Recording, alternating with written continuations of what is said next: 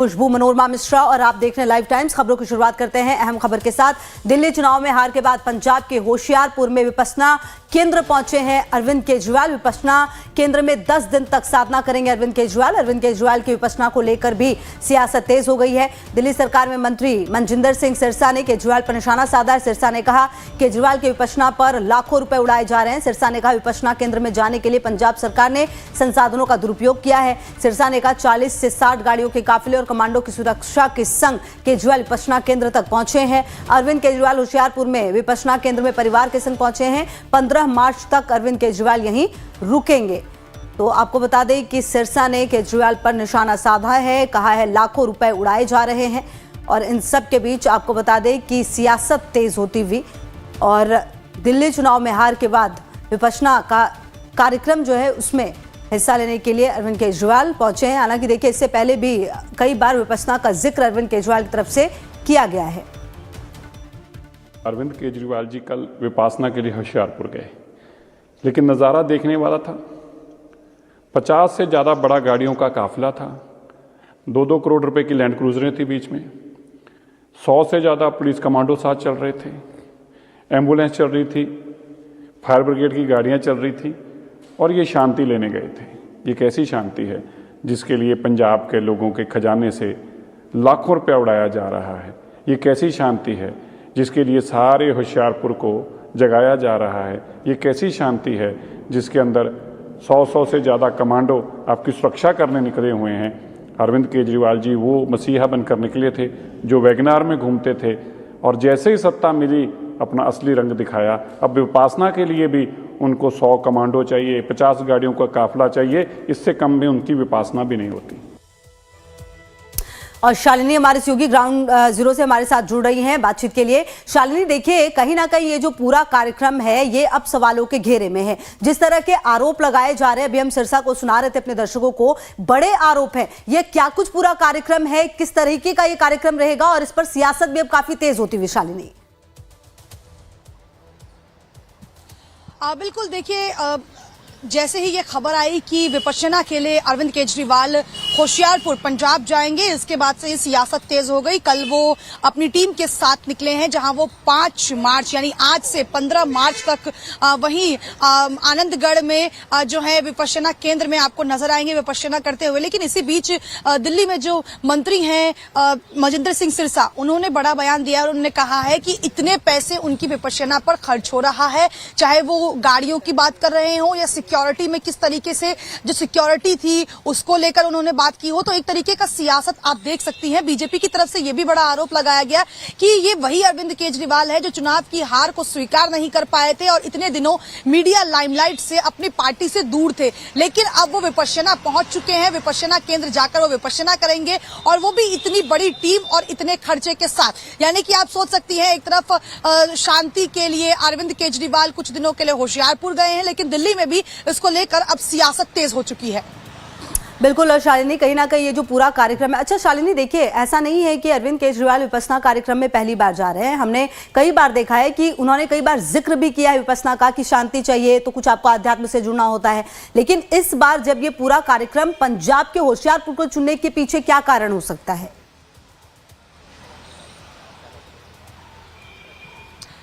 बिल्कुल, देखिए कारण कोई भी हो, लेकिन उन्होंने शांति चुनी और इसलिए वो गए वहां विपश्यना केंद्र। अब देखिए ये राजनीति है खुशबू, यहाँ पर आप कुछ भी कर लीजिए, विपक्ष या पक्ष में आपको किसी भी बात पर जो है एक सहमति नजर नहीं आएगी। अब विपश्यना अरविंद केजरीवाल जाएंगे और ऐसा हो नहीं सकता कि पार्टी जो है वो दूसरी पार्टी आपको टारगेट ना करे, ऐसा होता ही है।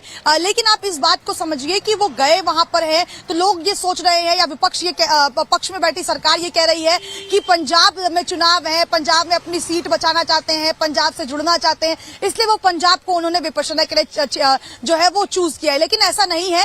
जब भी वो विपश्यना केंद्र गए हैं उसके पीछे एक कारण जरूर रहा है। पहले भी 2023 में वो विपश्यना केंद्र जा चुके हैं। उस वक्त उन्होंने ये कहा था कि उनकी जिंदगी में कुछ ऐसी चीजें हैं जो सही नहीं चल रही है और वो कुछ दिनों के लिए शांति चाहते हैं। और अभी भी इसी तरीके के बयान पार्टी की तरफ से दिए गए हैं कि अरविंद केजरीवाल कुछ दिनों जो है पार्टी से दूर रहकर, मीडिया लाइमलाइट से दूर रहकर चाहते हैं कि शांति के साथ वहां विपश्यना करें, इसलिए वो विपश्यना केंद्र जो है वो पहुंचे हुए हैं। जी ठीक है शालिनी, आगे भी नजर रहेगी। फिलहाल शुक्रिया आपका इन तमाम जानकारियों के लिए। आगे बढ़ते हैं। प्रधानमंत्री मोदी की अध्यक्षता में आज केंद्रीय कैबिनेट की बैठक होगी। सुबह 11 बजे पीएम आवास पर यह बैठक होनी है। कई अहम फैसले पर आज कैबिनेट में मुहर लग सकती है। मिली जानकारी के मुताबिक केंद्रीय कर्मचारियों को गुड न्यूज मिल सकती है। बैठक में महंगाई भत्ता बढ़ाने का ऐलान हो सकता है। तो पीएम मोदी की अध्यक्षता में केंद्रीय कैबिनेट की अहम बैठक 11 बजे पीएम आवास पर होने वाली है। और यह बैठक इसलिए महत्वपूर्ण क्योंकि कहा यह जा रहा है कि कई अहम जो कार्यक्रम है, जो योजना है, उस पर मुहर लग सकती है और साथ ही साथ महंगाई भत्ता बढ़ाने का ऐलान हो सकता है। मतलब कहीं ना कहीं बड़े फैसले जो हैं वो हो सकते हैं। केंद्रीय कर्मचारियों को गुड न्यूज मिल सकती है। पीएम मोदी की अध्यक्षता में आज कैबिनेट की अहम बैठक बताई जा रही है जो सुबह 11 बजे से पीएम आवास पर होने वाली है। और आपको बता दें कि इस बैठक में कई अहम प्रस्ताव पर मुहर लग सकती है, जिसमें से एक महंगाई भत्ता बढ़ाने का भी ऐलान हो सकता है। और होली से पहले जो केंद्रीय कर्मचारी हैं उनको गुड न्यूज मिल सकती है, ये भी जानकारी है। बहरहाल क्या वो प्रस्ताव होंगे जिन पर बातचीत होगी, जिन पर मुहर लगेगी, ये देखना भी अपने आप में बेहद महत्वपूर्ण होगा। लेकिन इन सब के बीच खास ये कि पीएम मोदी की अध्यक्षता में ये कैबिनेट बैठक सुबह 11 बजे होने वाली है। और देखिए कहा यह जा रहा है कि महंगाई भत्ता बढ़ाने का ऐलान हो सकता है और इसके साथ ही कई ऐसी योजना है, कई ऐसे प्रस्ताव हैं जिन पर मुहर लग सकती है। तो ये अहम जानकारी आपको दे रहे हैं। आगे बढ़ते हैं। पंजाब के किसानों ने प्रदेश सरकार से 6 मांगों को लेकर आज चंडीगढ़ में धरना देने का ऐलान किया है, जिसके बाद से प्रदेश की राजनीति गर्म हो गई है। जहां एक तरफ किसानों ने हर हाल में मोर्चा लगाने की बात कही, तो वहीं मुख्यमंत्री भगवंत मान ने बड़ा बयान देते हुए कहा कि वो पंजाब बंद नहीं होने देंगे। उन्होंने कहा आंदोलन करने वाले किसानों को हिरासत में लेंगे। पंजाब का पहले ही बहुत नुकसान हो चुका है। मान ने कहा किसान बैठक कहते हैं, बैठक भी करनी है और पक्का मोर्चा भी लगाएंगे, ये बर्दाश्त नहीं है। मान ने कहा कि रोजाना रेल रोकना, सड़क रोकना, ये रवैया सही नहीं है। उन्होंने कहा कि किसानों की सभी मांगे केंद्र से संबंधित है। उन्होंने कहा कि वो खुद खेती किसानी से जुड़े हुए हैं। तो पंजाब में किसान और सरकार आमने सामने नजर आ रही है। रोज दियां रेल रोको, सड़क रोको, पाइप रोको, रोको और रोको करके नुकसान है। पंजाब का बहुत नुकसान हो रहा है, इकोनॉमिकली भी नुकसान हो रहा है। पंजाब वैसे भी धरने वाली स्टेट बनता जा रहा है। मेरी नरमाई नू ये ना समझा जाए कि मतलब मैं एक्शन नहीं ले सकता। और चलिए आगे बढ़ते हुए क्या है किसानों की मान सरकार से मांग, ये आपको बता देते हैं। मान सरकार से पंजाब के किसानों की 18 मांग है। आपको बता दें 6 फसलों पर पंजाब सरकार से एमएसपी की मांग है, जबकि कर्ज माफी को लेकर नई योजना लाए सरकार, यह भी कहा जा रहा है। गन्ना किसानों को ब्याज समेत बकाया राशि मिले और इसके अलावा जो आंदोलन में जान गंवाने वाले किसानों के परिवारों को मुआवजा मिले। सरहिंद फीडर नहर पर लगी मोटरों के बिल माफ हो। सरकार और किसानों के बीच समन्वय के लिए सब कमेटी बने। तो ये मांग है कुछ जो मान सरकार से जो किसान है यहाँ के वो कर रहे हैं। बहरहाल लगातार जो भगवंत मान है उनका ये भी कहना है कि वार्ता और आंदोलन एक साथ नहीं चल सकता और रोज रोज का आंदोलन सही नहीं है, ये बात कही जा रही है। बहरहाल अपनी मांगों को लेकर जो किसान है वो लगातार देखिए कर्ज माफी को लेकर नई योजना सरकार लेकर आई, ये भी इनकी मांग है। गन्ना किसानों को ब्याज समेत बकाया राशि मिले और आंदोलन में जान गंवाने वाले किसानों के परिवारों को मुआवजा मिले।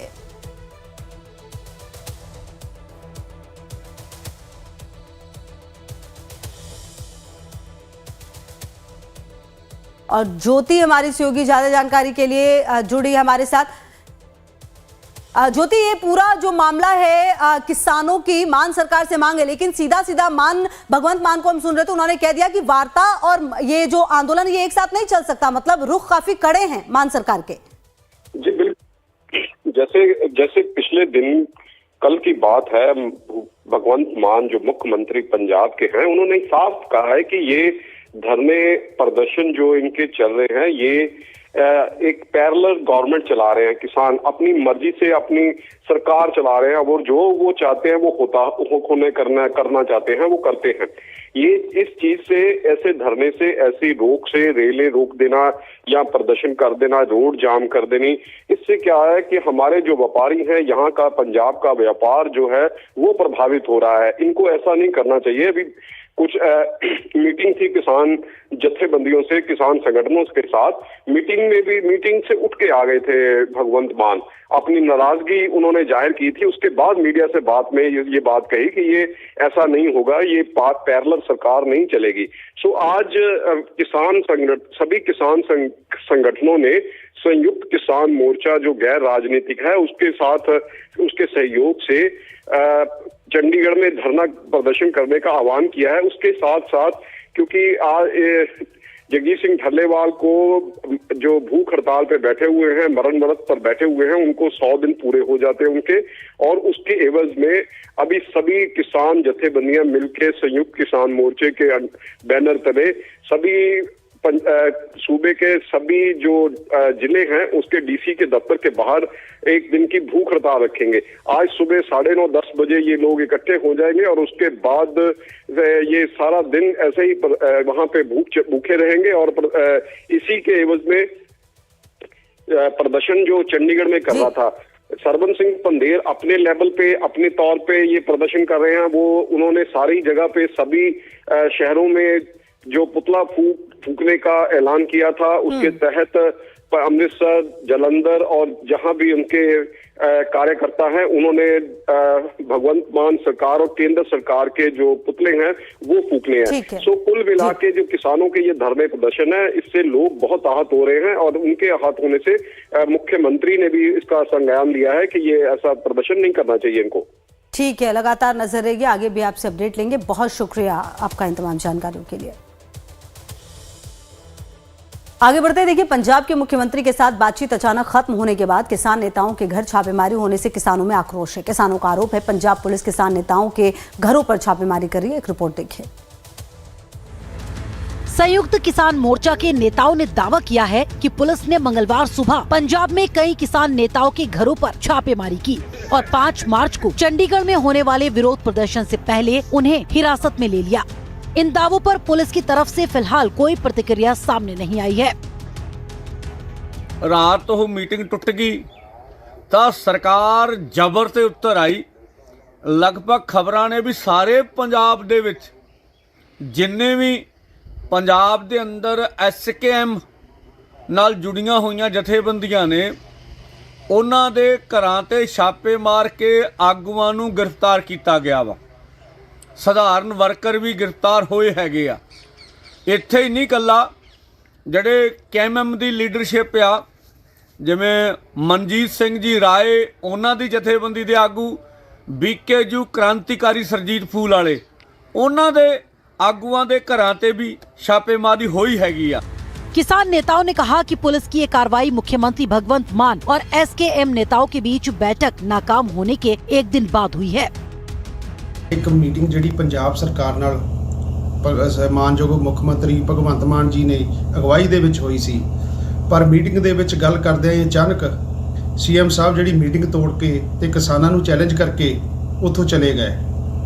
ते उहदे संबंध विच किसान जथेबंदियां ने भी हुण अगे की करना एक मीटिंग अज रखी सी, पर पंजाब सरकार वालों अज इन्ना निंदणयोग जिहड़ा काम कीता जा रहा, साडे किसान आगूआं दे घरां दे विच छापेमारी कीती जा रही है। मेरे घर भी अज तड़के 4 वजे जिहड़ी रेड कीती गई, मैं तो किसी तरह अंडरग्राउंड हो गया तो उत्थों निकलण दे विच कामयाब रहा। तो मेरे घर की भी सारे की तलाशी की गई, अजे भी उत्थे पुलिस बैठी आ। खनौरी मोर्चे दे विच असां दे इत्थे कोई अपने प्रोग्राम आ, जिवें अंग्रेज सिंह बख्तपुर की बरखी मनाउणी, उहदे वास्ते विचार चर्चा करने वास्ते मैं कल आया हाँ। और अज तड़के करीब 4:30 का टाइम सीगा, तो भारी संख्या च प्रशासन जिहड़ा डिटेन करने वास्ते इत्थे पहुंचा और उन्होंने तो जानकारी लई भी की गलबात है, सानू थोड़ी बहुत जानकारी तो देनी चाहिए। तो फिर DSP साहब का कहना है कि असीं तुहानूं डिटेन रखना, फिर कहा भी असीं घर दे विच भी रह सकते हैं, कोई मुलाजम आपदे इत्थे ला देना जिद्दां भी हैगा। संयुक्त किसान मोर्चा ने निरस्त हो चुके कृषि कानूनों के खिलाफ 2020 में विरोध प्रदर्शन का नेतृत्व किया था। मोर्चा अब कृषि विपणन पर केंद्र की राष्ट्रीय नीति रूपरेखा के मसौदे को वापस लेने की मांग कर रहा है। वो स्वामीनाथन आयोग की रिपोर्ट के आधार पर न्यूनतम समर्थन मूल्य के लिए कानूनी गारंटी, राज्य की कृषि नीति को लागू करना और राज्य सरकार द्वारा MSP पर 6 फसलों की खरीद की भी मांग कर रहे हैं।